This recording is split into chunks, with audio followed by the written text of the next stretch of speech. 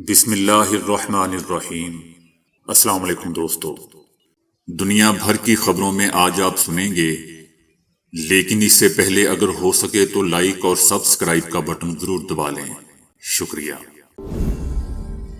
محسن نقوی نے اعلان کر دیا کہ پولیس کی طرف سے بڑھنے والے ہاتھ توڑ دیے جائیں گے۔ اسرائیلی فوج ایسی جگہ پہنچ گئی ہے جہاں سے اس کی واپسی ناممکن ہے۔ شاہ سلمان نے حیران کن طور پر ایرانی صدر کو دورے کی دعوت دے دی۔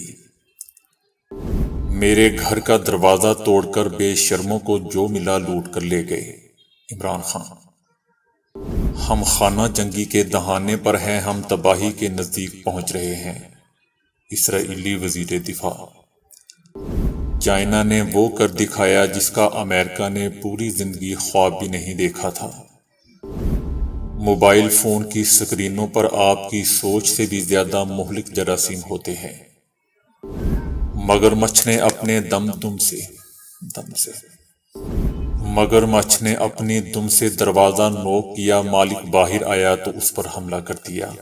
تو آئیے چلتے ہیں خبروں کی تفصیل کی جانب۔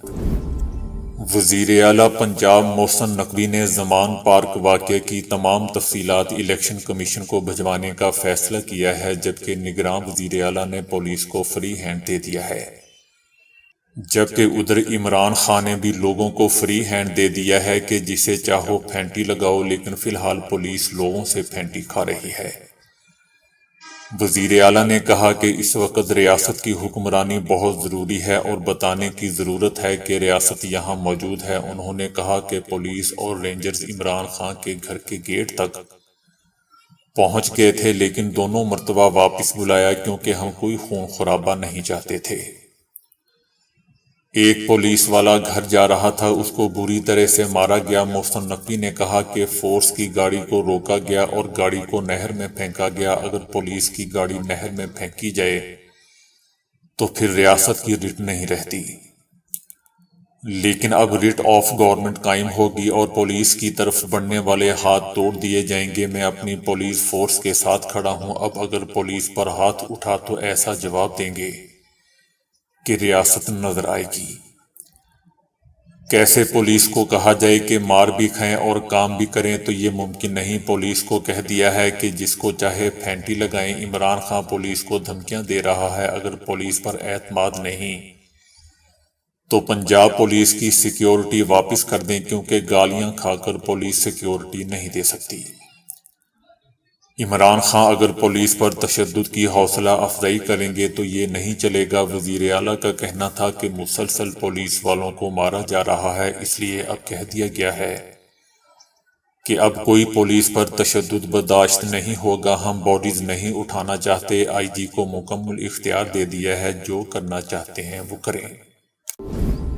اسرائیلی میڈیا نے اعتراف کیا ہے کہ اسرائیلی فوج ایسی جگہ پہنچ گئی ہے جہاں سے اس کی واپسی ناممکن ہے۔ میڈیا حکومت کی فضائیہ میں پیدا ہونے والے بحران کے نتائج کا ذکر کرتے ہوئے خبر دے رہی تھی کہ محکمہ انٹیلی جنس میں تقریباً 650 اسپیشل آپریشن یونٹس اور سائبر اٹیک یونٹس نے اعلان کیا ہے کہ وہ 19 مارچ سے اپنے احتجاجی اقدامات کو تیز کریں گے۔ فوج کی طرف سے آنے والے دنوں میں ریزرو فورسز میں عدم شمولیت اور کام نہ کرنے کی دھمکی، اور اگر عدالتی اصلاحات کا منصوبہ منظور ہو جاتا ہے تو یہ اب کوئی نظریہ نہیں بلکہ عملی اقدام ہوگا۔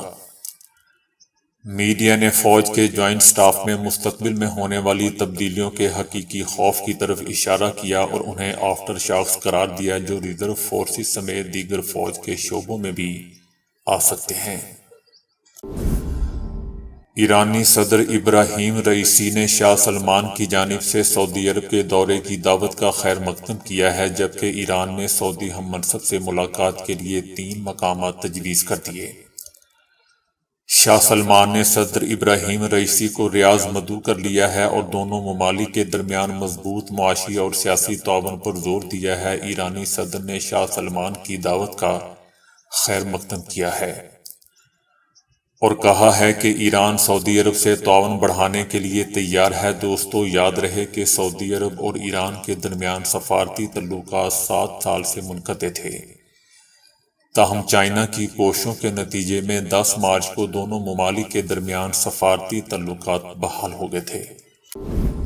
عمران خان نے کہا ہے کہ حکومت کا مقصد مجھے گرفتار کر کے بلوچستان لے کر جانا تھا۔ کارکنوں کو ڈر تھا بدنیت لوگ عمران خان کو جیل میں ڈالیں گے اور مار ڈالیں گے۔ میرے گھر کا دروازہ توڑ کر داخل ہو گئے، بے شرموں کو جو ملا لوٹ کر لے گئے۔ مریم نواز ملک میں انتشار پھیلا رہی ہے، جب میں گھر سے باہر نکلتا ہوں تو کیس کر دیتے ہیں، اور کیس وہ لوگ کر رہے ہیں جو گزشتہ 30 سال سے پاکستان میں کرپشن کر رہے ہیں اور بڑے مجرم ہیں۔ سابق آرمی چیف نے چوروں کو ملک کی حکمرانی دے کر غداری کی۔ محسن نقوی جو آصف علی زرداری کو باپ مانتا ہے یا وہ اسے بیٹا تسلیم کرتا ہے، اس کا کردار کیا ہوگا؟ اسی آصف علی زرداری کو نواز شریف نے چوری کے الزام میں جیل میں ڈالا تھا۔ یہ الیکشن نہ کرانے کے لیے بہانے بنا رہے ہیں۔ یہ 37 ضمنی الیکشن میں سے 30 ہار چکے ہیں۔ ان کی کرپشن کے اوپر کہانیاں لکھی ہوئی ہیں۔ اب تک مجھ پر 96 مقدمے درج ہو چکے ہیں۔ 22 مارچ کو مینار پاکستان میں جلسہ کریں گے، پورا پاکستان دیکھے گا۔ یہ سمجھتے ہیں کہ لوگوں کو ڈرا کر پیچھے کریں گے، اب لوگوں کو کوئی ڈر نہیں۔ ہم نے اعلان کیا کہ ہم الیکشن مہم شروع کریں گے۔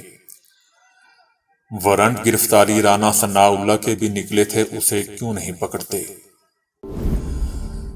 اسرائیل حکومت کے سابق وزیر دفاع نے مقبوضہ فلسطین میں کشیدگی اور تشدد میں اضافے کا ذکر کرتے ہوئے کہا ہے کہ ہم خانہ جنگی کے دہانے پر ہیں۔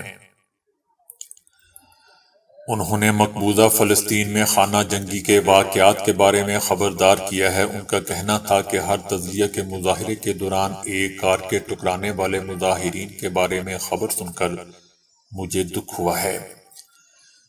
اسرائیل بھر میں مظاہرین کے خلاف تشدد میں اضافہ ہو رہا ہے اور ہم خانہ جنگی کے دہانے پر پہنچ گئے ہیں، ہم تباہی کے نزدیک پہنچ رہے ہیں۔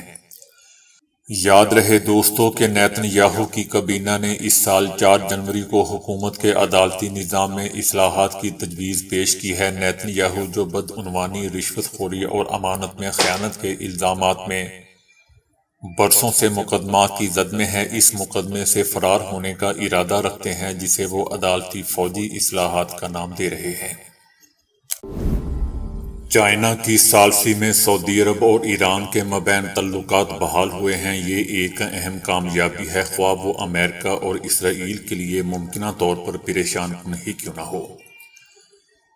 یہ ایک ایسی کامیابی ہے جس میں امریکہ نے کوئی کردار ادا نہیں کیا۔ یہ پیش گوئی کرنا قبل از وقت ہوگا کہ یہ معاہدہ کس طرح عمل میں آئے گا۔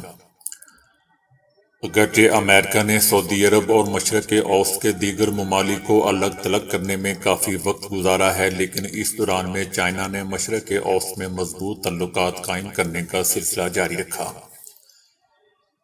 چائنا نے دنیا کو اپنی وہ طاقت دکھائی ہے جو وہ ہے۔ امریکہ کے لیے اس کے برعکس دکھاوا کرنا نہ صرف احمقانہ ہے بلکہ خطرناک بھی ہے۔ چائنا اور امریکہ کے درمیان کشیدگی ہر گزرتے مہینے کے ساتھ بڑھتی جا رہی ہے۔ امریکہ، سعودی عرب اور مشرق اوسط کے درمیان فاصلے بڑھتے جا رہے ہیں۔ جو بائیڈن انتظامیہ اور کانگریس میں کچھ لوگوں نے واضح اشارے دیے ہیں کہ سعودی عرب کو امریکیوں کی مرضی کے مطابق کام کرنا ہوگا، ورنہ وہ کچھ ہو جائے گا جس کا سعودیوں نے سوچا بھی نہیں ہوگا۔ یہ ایک ایسے اہم اتحادی کے ساتھ اس انداز میں دوستو برتاؤ کرنے کا طریقہ کار درست نہیں ہے۔ اگرچہ امریکہ اور سعودی عرب کے درمیان دیرینہ تعلقات دونوں ممالک کے لیے اہم ہیں اور انہیں اہم اور مضبوط رہنا چاہیے، لیکن جو بائیڈن انتظامیہ مشرق اوسط میں اپنا راستہ کھوٹا کر چکی ہے۔ اب چائنا سعودی تیل کے سب سے اہم خریداروں میں سے ایک ہے۔ چائنا ایران میں بھی اہم اثر و رسوخ کا حامل ہے اور ایران کی معیشت میں اہم کردار ادا کرتا ہے۔ جب جو بائیڈن انتظامیہ اور کانگریس تیل کی قیمتوں کے بارے میں سعودی عرب کے ساتھ شکایات کرنے میں مصروف تھے، تب چائنا سعودی عرب کے ساتھ اپنے تعلقات کو مضبوط کرنے میں مصروف تھا۔ سعودی عرب کے پاس ایک ایسے امریکہ کا انتظار کرنے کا انتخاب تھا جو خطے سے دور ہونے لگا تھا اور سعودی عرب اور دیگر ممالک کو ایران کی جانب سے دھمکیوں کے پیش نظر محض زبانی جمع خرچ کر رہا تھا۔ سعودی عرب اور خطے کے دیگر ممالک امریکہ پر ایک قابل اعتماد اتحادی کے طور پر بھروسہ جاری نہیں رکھ سکتے۔ آج ہم سعودی عرب اور ایران کے درمیان تعلقات کا جو نقطۂ نظر دیکھ رہے ہیں وہ کوئی نیا نقطۂ نظر نہیں ہے۔ یہ وہ چیز ہے جس کی وکالت ولی عہد شہزادہ محمد بن سلمان کچھ عرصے سے کر رہے تھے، لیکن اب اس کے پاس چائنا ہے لیکن امریکہ نہیں ہے، جس کا اس نقطۂ نظر کو زندہ کرنے کے لیے شکریہ ادا کرتا ہے۔ یاد رہے دوستو کہ ایران سعودی عرب کے درمیان معاہدے کے اعلان سے صرف 34 گھنٹے پہلے سعودی عرب کی جانب سے اسرائیل کے ساتھ تعلقات معمول پر لانے کی درخواست کی خبر سامنے آئی تھی۔ کچھ لوگوں کا کہنا ہے کہ اس معاہدے کا مقصد جو بائیڈن انتظامیہ کے منہ پر تماچا تھا، اگرچہ جو بائیڈن انتظامیہ کے لیے یہ یقینی طور پر اچھا نہیں ہے کہ امریکہ کا روایتی کردار چائنا نے ادا کیا، لیکن اگر جو بائیڈن انتظامیہ نے مشرق اوسط پر اپنی پوری توجہ دوبارہ مرکوز نہیں کی تو اسے مزید ناخوشگوار حیرتیں دیکھنے کو مل سکتی ہیں۔ کسی بھی طرح سے ہم چائنا کو مشرق اوسط میں ایک بڑا اور زیادہ اہم کردار ادا کرتے ہوئے دیکھ سکتے ہیں۔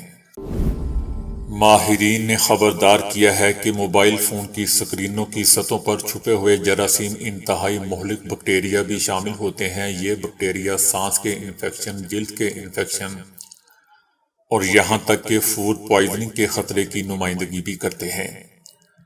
فون کے ٹوائلٹ میں داخل ہونے کے لیے کچھ جراثیم کو ذمہ دار ٹھہرایا گیا ہے، جیسا کہ محققین نے مشورہ دیا ہے کہ ٹوائلٹ کی صفائی کرتے وقت صرف 5 منٹ کے اندر بیکٹیریا ہوا میں منتقل ہو سکتے ہیں، جس سے ان کے گرنے اور فون کی سطح سے چپکنے کا امکان بڑھ جاتا ہے۔ اس کے بعد صارف اپنے فون پر بیکٹیریا کو باتھ روم سے باہر اور گھر کے باقی حصوں میں لے جاتا ہے، جہاں بیماری کے پھیلنے کے امکانات بڑھ جاتے ہیں۔ یہ جراثیم خطرناک ڈائریا، گیس، سانس کے انفیکشن اور یہاں تک کہ خون کے بہاؤ کے انفیکشن کا سبب بن جاتے ہیں۔ امریکی ریاست فلوریڈا کے ایک آدمی کے گھر کے دروازے پر ایک مگرمچھ آیا، اپنی دم سے دروازے پر دستخط دی۔ جب وہ باہر نکلا تو اس کی ٹانگ پکڑ لی۔ مالک مکان کی ران پر گہرے زخم آئے، تاہم اسے بچا لیا گیا۔ وائلڈ لائف کمیشن نے CNN ٹی وی کو بتایا کہ انہوں نے اس واقعے کے بارے میں کال موصول ہوئی کمیٹی نے 2.7 میٹر لمبے مگرمچھ کو قابو کرنے کے لیے فوری طور پر ایک شکاری بھیجا، جبکہ اس شخص کو علاج کے لیے ہاسپٹل لے جایا گیا۔ جب وہ شخص گھر میں ٹی وی دیکھ رہا تھا تو اس نے دروازے پر آواز سنی۔ اس نے کہا کہ میں نے چھلانگ لگائی اور جا کر دروازہ کھولا تاکہ دروازے پر دستک دینے والے کو معلوم کیا جا سکے۔ میں دروازے سے باہر نکلا تو مگرمچھ میری ٹانگ سے چمٹ گیا اور اس نے ٹانگ کو کاٹنا شروع کر دیا۔ انہوں نے مزید کہا کہ میرے خیال میں نے مگرمچھ کو اتنا ہی حیران کیا جتنا اس نے مجھے حیران کیا۔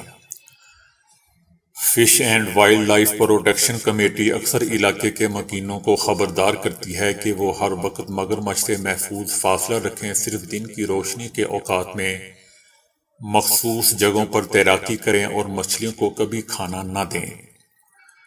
موسم گرم ہونے کے ساتھ ہی لوگوں کو مگرمچھوں کا سامنا کرنا پڑ سکتا ہے۔ فلوریڈا میں دوستو تقریباً 1.3 ملین مچھلیوں کا گھر ہے۔